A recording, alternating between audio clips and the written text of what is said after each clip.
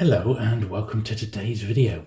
So this time we're going to be taking a look at these fantastic mid-1950s penguin sort of mailer boxes, I guess is how you would call them. So these sort of are 50s designs and they were released, well, I guess for Christmas.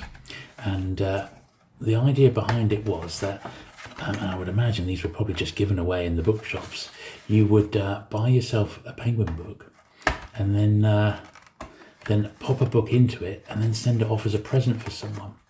So I'm guessing that's how they're what they were supposed to do. Now I don't want to break my own copies here, so let's just gently ease this one out. There we are. So we can have a look. Well, that's got quite a long flap, hasn't it? So here we are. Yeah, look, with Christmas greetings, and then you could put your name on.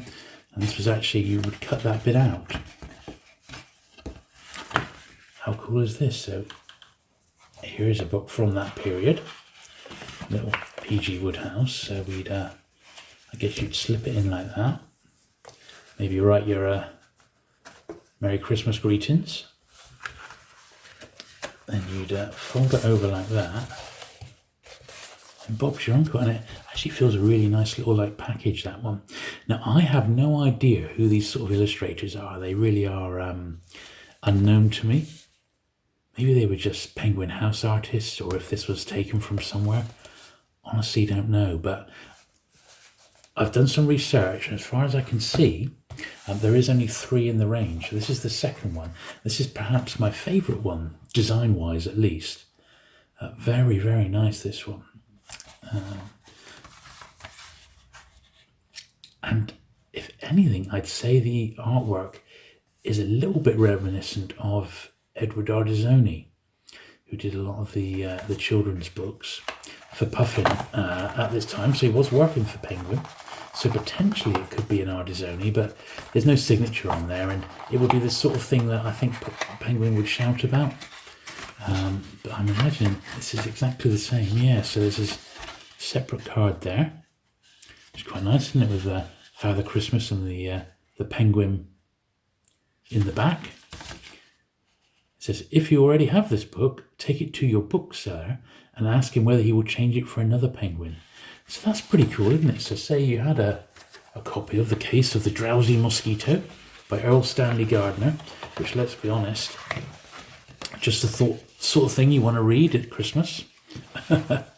Then you could just take it to the bookshop and they would swap it for another penguin. That's pretty good, isn't it?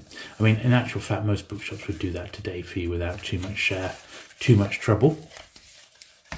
Yeah, I think that's probably my favourite of them all, that.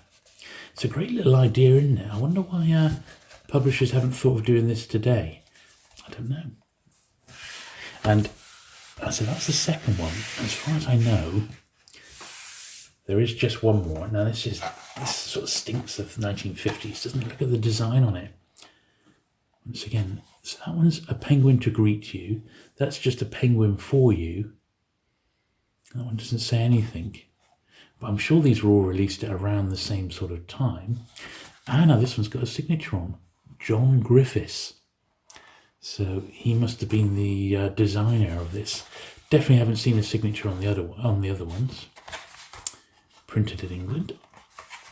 Oh, now this looks very, very tight, but I would like to see inside just to see if there is like a fold over flap with any more information on.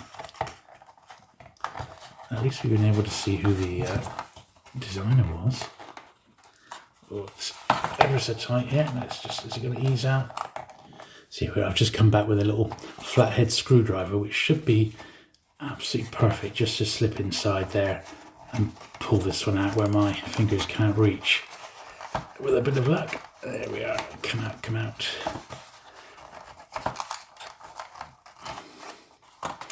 I guess these are so fragile, it's now not surprising why perhaps they don't turn up very often. I mean, I have actually only seen, in all the years that I've been collecting, 2 sets of these ever turn up for sale. And one of the sets was what I bought. I didn't pay a lot for these. I think it was about £15, a £5 each, something like that, which I thought was pretty good. I've no real idea how much a set would go for today. Probably about £20 each, something like that. There they are, look. So it was a Christmas one, now that I eventually got into it. So it's got something up there, Mardons. Maybe that's the design, but this would have been, once again, another little Christmas tree. Nothing about returning the book back to a bookseller. So once again, I've got a period 50s penguin here to slip inside of it. Not that you'd send anyone a crossword book for Christmas. I mean, that would be a bit tight, wouldn't it? Hardly a bit of a gift book, but you never know. And there they are, and they really are great, aren't they? Really, really nice, those. If I'd have been sent one of them in the post at Christmas, I would have been chuffed to bits, I tell you. So the other thing I brought out today from the collection was 3 original reading cases. Now, I suspect the 3 that I've got, this one is definitely a later one, like a 60s one, I think. And these 2 are 30s ones, 1930s. Now, this one here, I have a feeling, is possibly a bootleg. It's not an original Penguin publication. But what you would do, you would just get your Penguin book and slide the covers under there. So if we try it with this crossword book here, the actual books in question would have been slightly earlier ones. It's actually very, very tight to get your books in there. But they do come in just about. In fact, that's so tight, I don't really want to force that one to go in there anymore, but you get the idea. It was designed to fold the flaps in like that, and it would just have a Penguin Books thing on the side, and it would give your book that extra bit of protection. But I have a funny feeling that was never an official one. That's one that's been made by someone back in the day. Whereas this one here very much is an official one. It's got the Penguin logo on, and it's early 1940s. And these are one of the ones that were advertised in the Vintage Penguins. You know, get yourself a Penguin reading case, and part of the dust wrapper you could cut out and stick on the side, and that would mean you could have them in a more permanent form. These came in multiple colours, and I was surprised I only had the one example. So I don't know what's... I'm sure I had more of these, but same principle to the other book. But you see these slip in a lot easier, which is why I think that other one was probably an imposter. Just something made up during the war to keep the books nice. But there you are, you see this sort of principle here.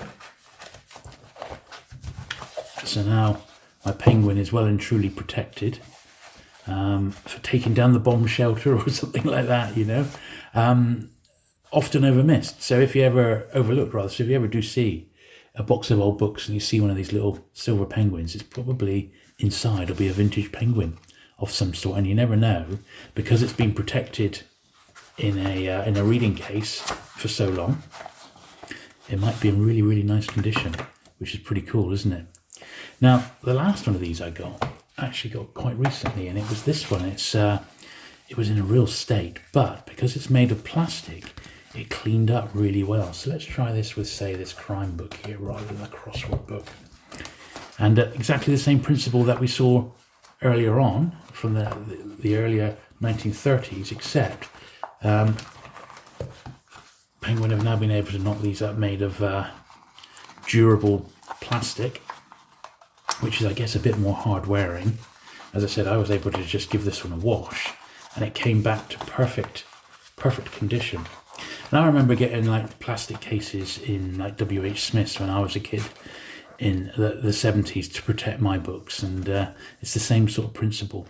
So I guess, you know, the downside is you don't get to see the lovely coloured covers, but it does protect the book, which is, you know, I guess what's wanted, isn't it? But very, very cool. Very nice, those. Something a bit different anyway.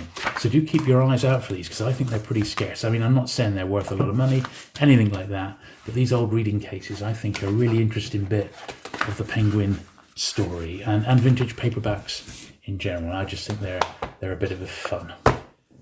So there you go. I hope you enjoyed that very brief look at these great 1950s mailer cases. and also those vintage book protector jackets. I think they're a bit of fun and definitely worth keeping your eyes out for both of these.